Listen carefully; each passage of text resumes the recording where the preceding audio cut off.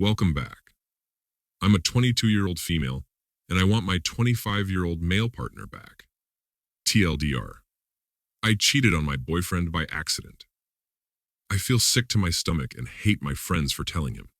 Please help me and tell me what I need to say to him.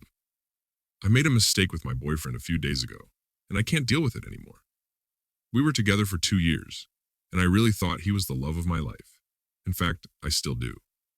Things just kind of became stale. We would go on dates and he would buy me things, but I stopped feeling important in our relationship. There wasn't any spontaneity, if you know what I mean. I talked to him about it and I thought everything would be cleared up. One night, my friends and I went out, and I was having a lot of fun. We were dancing when a group of guys started dancing with us. I was feeling flustered since I'm not this close to other guys anymore, but I didn't let any of them get behind me, so that was okay. After the dancing, a few of us sat down and started talking. There was this one guy I was talking to who was cute and nice.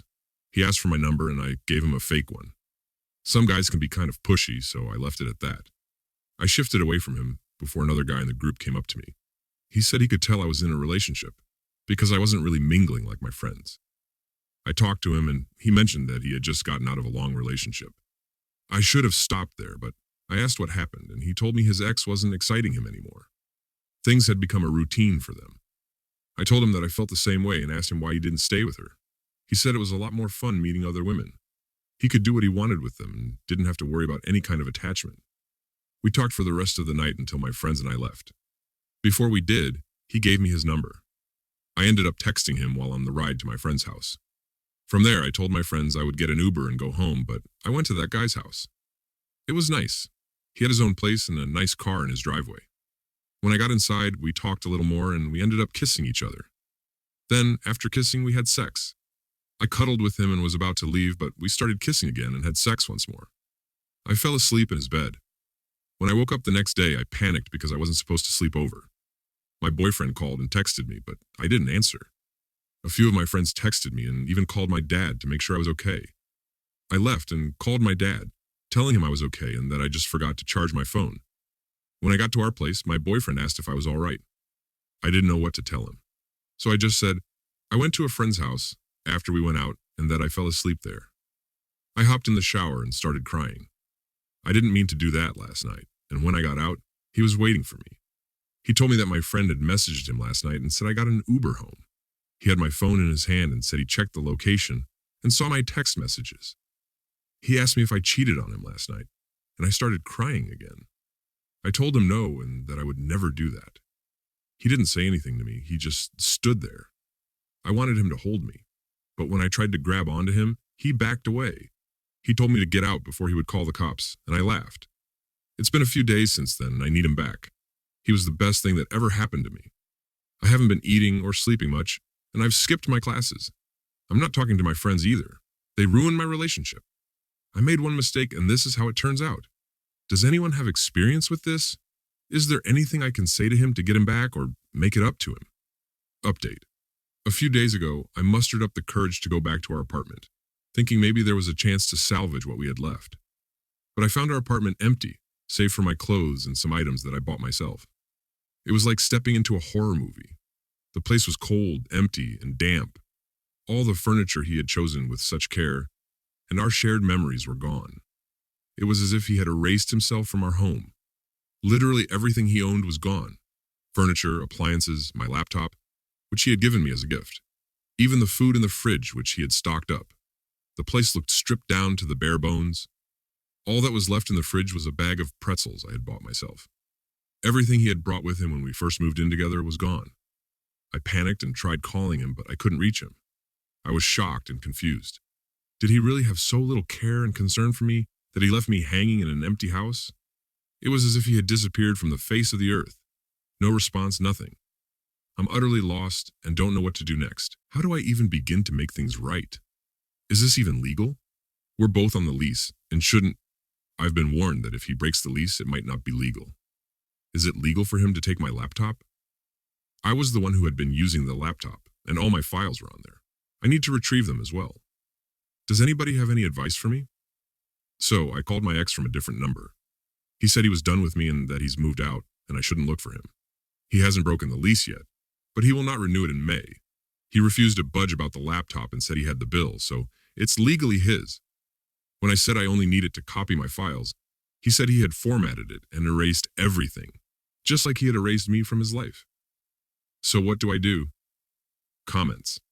It's hard not to sympathize with your situation, considering what a low life you are. You cheated on your boyfriend and then tried to cover it up.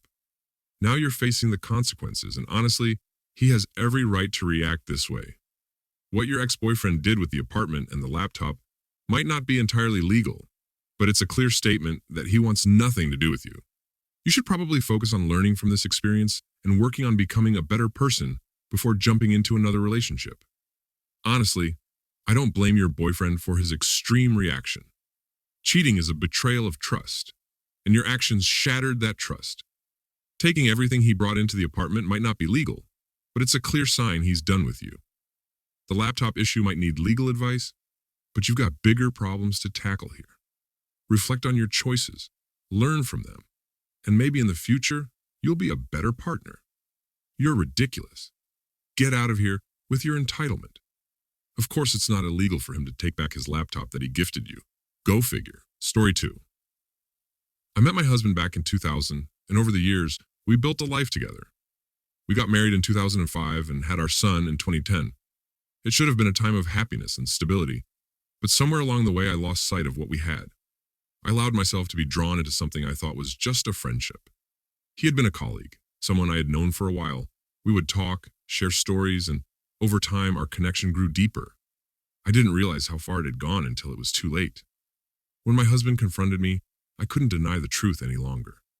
I had betrayed him and our marriage in the most painful way possible. The guilt was consuming me, and I confessed to everything, including a one-night mistake from years ago with another man. It was like a terrible secret I had been carrying, and it felt freeing to let it out. We decided to seek therapy, both individually and as a couple, to see if we could salvage what was left of our relationship. There was still love between us, but it was buried beneath layers of pain, mistrust, and resentment. One of the hardest parts was deciding whether to tell the other man's wife. It felt like the right thing to do, but I was also afraid of the consequences it could have on both his career and my own. It was a difficult moral dilemma, and I wrestled with it every day. But I decided against it because I felt I'd be ruining his marriage too. Rebuilding trust was another uphill battle. My husband had every reason to doubt me, and I had to work hard to regain his faith. I knew that he needed proof of my commitment to our marriage, and I was willing to provide it. Our young child, a 5-year-old boy, added another layer of complexity to our situation. We tried to shield him from our issues, but I couldn't help but worry about the impact our strained relationship had on him. I hoped that with time and therapy, we could create a more stable environment for him. As for confiding in friends and family, I decided to keep our struggles private. I didn't want my personal problems to define me in the eyes of our local community. But my husband says he needs community and family support. He's already told his closest friend, and now he looks at me like I'm dirt. I've learned my lesson. I don't want any more consequences for my actions. My greatest fear is that my child will grow up one day and hear what I did. I do not want to lose the love and respect he has for me. I cannot bear the thought of seeing his eyes, which look at me with such love and admiration, looking at me with contempt. I'm not saying that wouldn't be fair to me because, in a way, it would be. At the end of the day, I did make these mistakes. But we are parents, and as parents, our first and foremost duty is to protect our child physically and emotionally. How would that fare when my husband is adamant about not resolving his personal issues privately? Please advise me on this. Thank you.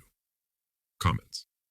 Confiding in friends and family is a personal choice, but these are the inevitable consequences of your actions. Your child is also a casualty in this situation, and it's vital to prioritize their well-being. Your marital issues are affecting them, and you must consider what's best for their long-term emotional health. However, I hate to break it to you, but he will find out eventually that's just unavoidable. Maybe you should have thought about that before you cheated several times. Cheating Secrets Podcast,